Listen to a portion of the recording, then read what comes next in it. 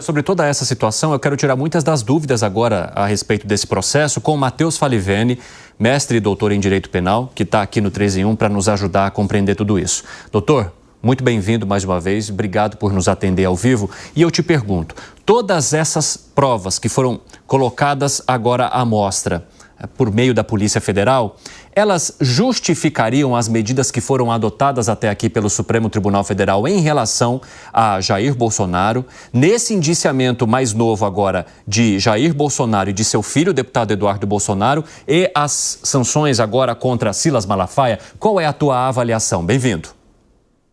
Boa tarde, muito obrigado. Estou uma vez aqui falando com vocês. Boa tarde a todos.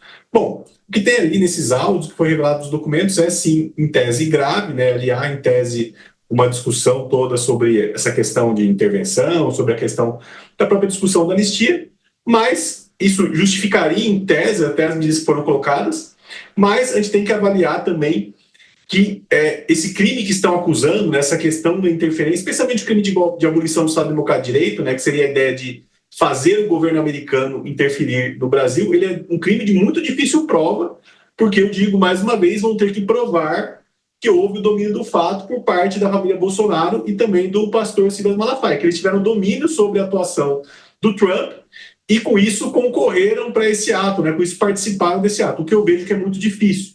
Na questão do Silas Malafaia, eu diria que é até um pouco mais delicada, até um pouco mais complexa, porque o que se tem ali são críticas, assim, muitas vezes, são conversas, mas não necessariamente uma participação direta, pelo menos não, ao meu ver, pelos áudios que eu estudei. Então eu vejo que a situação dele é muito mais de crítica, de falar, de ser agressivo, críticas até, eu diria, ou falas até ofensivas, né, da parte dele, falas indecorosas até, mas que, a meu ver, são de difícil configuração no sentido criminal de se dizer que ele estava atuando para obstruir justiça, para eventualmente coagir atores do processo ou, no limite, para derrubar o Estado Democrático de Direito brasileiro por meio da atuação do governo americano. Né? Então, nesse ponto, eu acho que as situações dos Bolsonaros e do Malafaia são diferentes juridicamente, porém, nos dois casos vai ser difícil comprovar, de fato, essa atuação deles, qual foi o nível de interferência deles no governo americano, a não ser que eventualmente se peguem conversas aí com altos membros do escalão americano, com o Trump em si, e daí tem uma prova nesse sentido, mas, a meu ver, é sim um caso bastante complexo, muito mais complexo do que a questão do 8 de janeiro. Ô, doutor, e diante dessa complexidade, o senhor entende que a divulgação dessas mensagens agora pode ser justamente uma estratégia de inflamação da opinião pública próximo do julgamento no Supremo Tribunal Federal? Olha, não duvido disso. Acho que pode até sim ser uma estratégia, pode ser sim que quem divulgou, né, está usando essa divulgação como uma estratégia de manobra política, e aí entra uma questão que é muito importante, que você tem uma confusão entre direito e política que é muito perigosa, né? Essa confusão entre o direito e a política, o direito penal e a política, porque a hora que você põe a política dentro do direito, o direito sai pela janela, ele vai embora, não tem mais direito, que você tem a política. Né? A questão é que talvez, é lógico, há um interesse jornalístico em divulgar essas conversas, uma vez que elas foram, entre aspas, vazadas, mas não deveriam ter sido vazadas, deveria ser só eventualmente divulgado para que tivesse de fato uma acusação formal, um término ali da investigação, e não agora nesse momento quando há apenas um indiciamento, que é um ato privativo do delegado de polícia, onde ele considera que a pessoa ali cometeu um crime, né? Um ato administrativo do delegado, não é uma acusação formal. Então essa divulgação nesse momento, a meu ver, ela tem sim um elemento político bastante claro e, a meu ver, não é o ideal que atores processuais, né, que operadores do direito façam isso, porque daí eles estão fazendo política e não fazendo direito, a meu ver. Isso é bastante complicado. Eu sei que existem processos contra o ex-presidente Bolsonaro, ele está em julgamento naquela questão dos supostos atos golpistas, mas a divulgação tem sim essa natureza política, essa natureza de inflamar a população ou de talvez colocar a população contra ele ou contra outras pessoas a ele relacionadas. Vai lá, Langani. Doutor, boa tarde. O Jair Bolsonaro teria consultado o advogado do Trump pedindo uma orientação em relação à comunicação do tarifaço aqui no Brasil.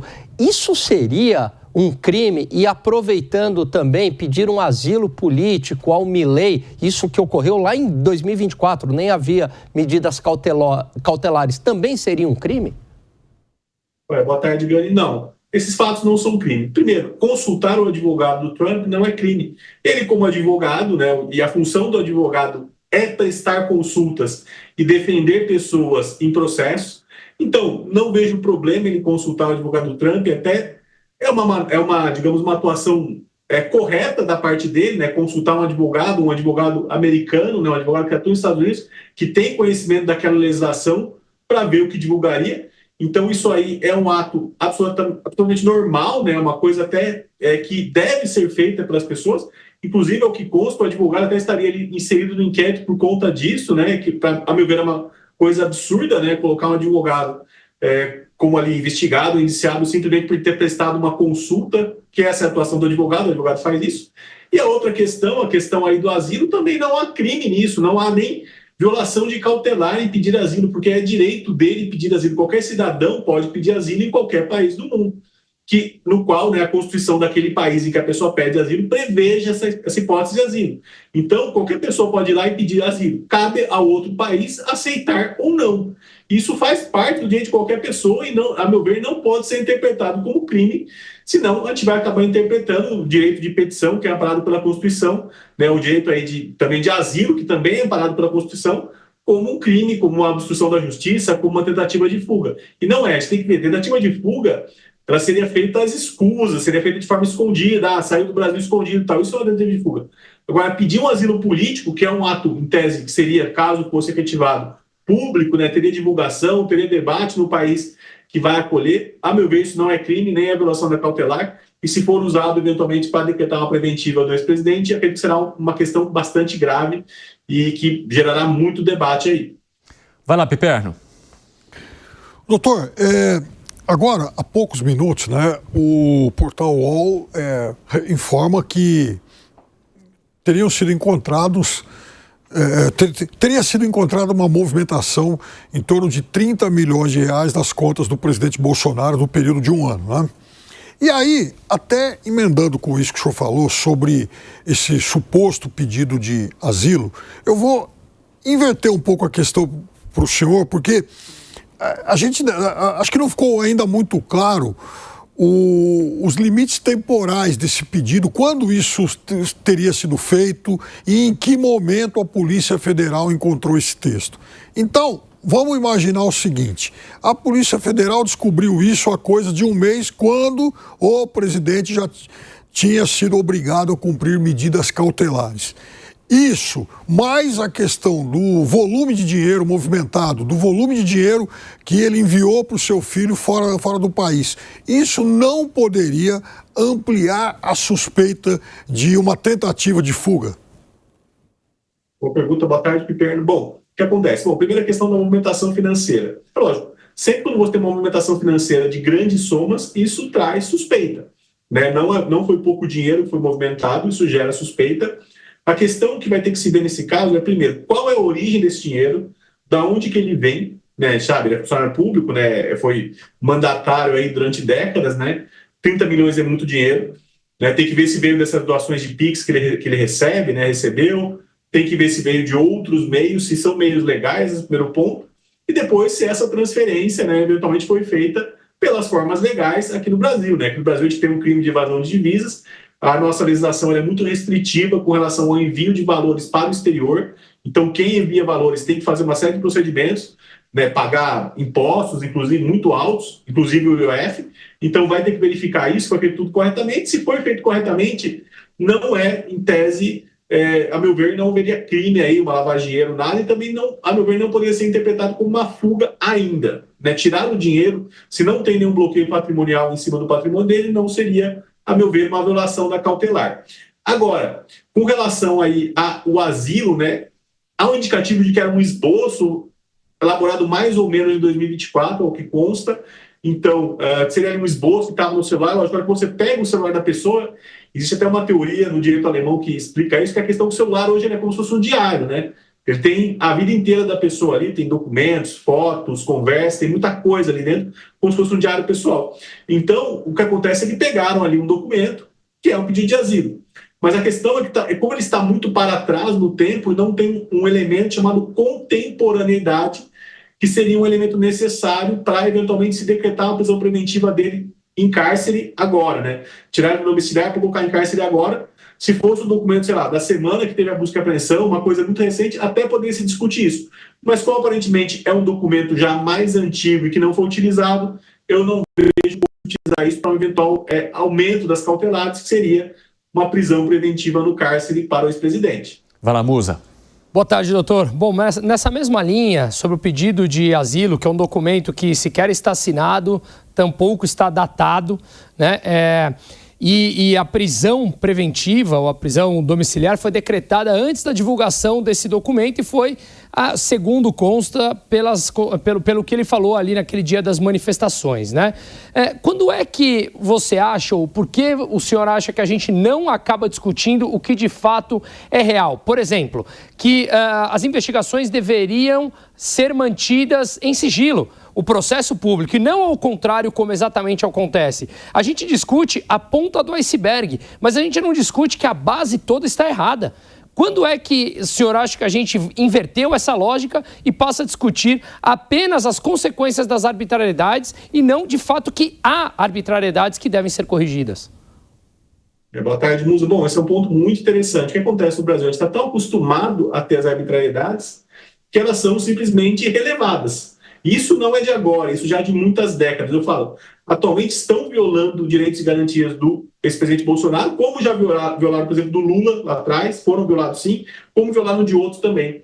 Em outras operações, isso já é uma questão sistemática aqui no Brasil, né? Você tem já há muitas décadas, pelo menos há uns 20 anos, violações sistemáticas de direitos e garantias por meio desses vazamentos, por meio de operações que buscas e apreensões muito amplas, por meio de prisões preventivas sem fundamento. Então, isso meio que foi normalizado, né? Acaba que...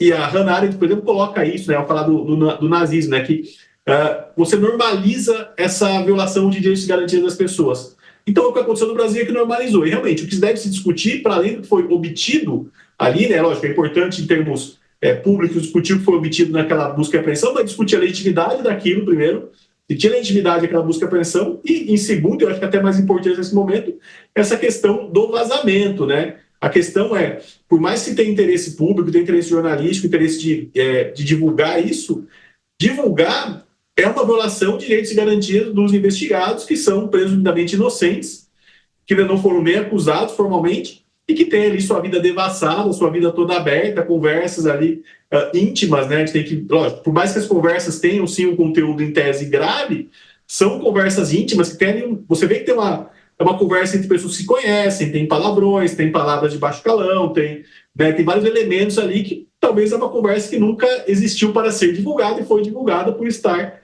no meio de um inquérito. Então, realmente, nesse ponto, o debate deveria focar mais, a meu ver, nesses direitos e garantias que são violados, porque o Brasil tem que, digamos, o judiciário em geral tem que melhorar nisso, tem que tentar melhorar essa questão de violação de direitos e garantias, mas é lógico que quando o STF faz isso, o que acaba na prática é que os juízes das instâncias superiores acabam seguindo e você cria um sistema que fica inviável, né, para a defesa. Zé Maria Trindade, você tem pergunta ao doutor Falivene? Sim. Doutor, eu sempre achei que o Supremo Tribunal Federal não deveria entrar em julgamento desse tipo, né? Ele foi criado para fazer o controle constitucional, o STJ seria ali a última instância, e ele acabou entrando em julgamentos desse tipo até de coisas banais, como roubo em supermercado, esse tipo de coisa. Não que o roubo em supermercado não seja grave, é um crime, mas não é um crime para se levar ao Supremo Tribunal Federal. A minha pergunta é, o que o senhor vê de diferente numa vara penal que o senhor está acostumado a frequentar e esse julgamento no Supremo Tribunal Federal? O que distua? Veja bem, nós estamos falando aí, esse julgamento aí do golpe é penal, isso é penal. Isso não é político, isso não é constitucional, nem nada. Qual é a diferença, como o senhor vê, compara os dois julgamentos, no Supremo e na vara penal? Bom, boa tarde, Zé Maria. Esse é um tema bem interessante, né? Porque o Brasil, na Constituição de 88, né, quando adotou o seu modelo de corte constitucional, adotou um modelo híbrido, que adota tanto o chamado controle concentrado quanto o controle difuso. Isso fez com que o STF tivesse uma competência enorme, e daí, com foro de prerrogativa de função, né, com foro privilegiado muito amplo que temos no Brasil, o STF julga, na verdade, milhares de ações penais originárias e também ações penais que sobem via recurso ou via habeas corpus. Então, o STF acaba julgando. E a grande diferença que a gente tem entre uma vara criminal comum e o STF, eu diria que é a exposição pública. Eu diria que até a TV Justiça, né? Isso aconteceu lá para trás, se você for ver na época do Mensalão, um pouco antes. A partir do momento que você introduziu a TV Justiça, você deu mais acesso à informação para as pessoas sobre o Supremo, mas você tornou também o debate jurídico e jurídico penal, especialmente, né, os casos criminais e as ações penais originárias em específico, você tornou elas muito mais politizadas, porque os ministros começaram a se preocupar muito mais com a opinião pública, muito mais em seguir, digamos, uma linha talvez mais politizada do que uma linha propriamente jurídica, uma interpretação só jurídica. Então, a hora que você trouxe esse elemento da exposição pública, o STF acabou se politizando muito mais. Isso acabou gerando primeiro um ativismo judicial e depois um ativismo também em matéria penal. A gente tem que lembrar que, em 2019, o STF expandiu os termos da lei de racismo para abranger a homofobia, uma coisa que não estava na lei, uma coisa que, em tese, é proibida pelo direito penal.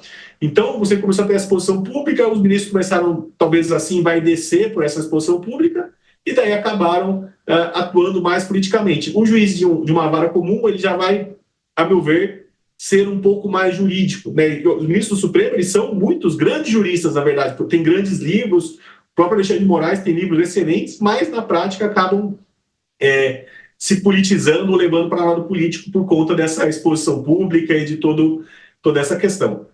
Doutor Falivene, só para a gente encerrar a nossa conversa, a partir dos fatos que tratamos até aqui, teve também, segundo a Polícia Federal, uma mensagem de Braga Neto que foi enviada por um celular pré-pago para Jair Bolsonaro, mesmo depois da determinação do ministro Alexandre de Moraes de que eles não poderiam se comunicar. O senhor enxerga a possibilidade de uma prisão preventiva para Jair Bolsonaro, de se mudar de uma prisão domiciliar para preventiva, de se tirar ele de casa e encaminhar para algum tipo de detenção diferenciada diante dessa situação? Porque a gente sabe que a defesa tem até pouco mais de 8 da noite desta sexta-feira para responder às questões que foram feitas pelo ministro Alexandre de Moraes. O que o senhor enxerga no curso desse processo daqui para frente? Olha, risco há sim, tá? Um risco de prisão preventiva, ao meu ver, não muito grande, porque a mensagem foi recebida, né? Não foi ele que fez. Há um risco para o Braga Neto grande, né, de eventualmente ter problemas com isso. Para o Bolsonaro também existe o risco, mas, a meu ver, é menor, porque ele recebeu a mensagem. Não foi ele que procurou ativamente. Se ele tivesse procurado ativamente, ele teria de fato violado a preventiva. A defesa vai responder essas questões. Acredito que não seja decretada uma preventiva em cárcere para ele, mas esse risco existe sim, por causa de todas essas questões aí, toda essa investigação, e também pelo momento que a gente está, né, nesse momento aí de um final de julgamento ali do 8 de janeiro e essas outras questões. Então pode sim haver uma decretação de preventiva. Eu não acho que vai acontecer, mas o risco existe, está aí posto. Doutor Matheus Falivene, obrigado mais uma vez. As portas estão sempre abertas aqui no nosso 3 em 1. Um grande abraço. Muito obrigado, boa tarde. Valeu.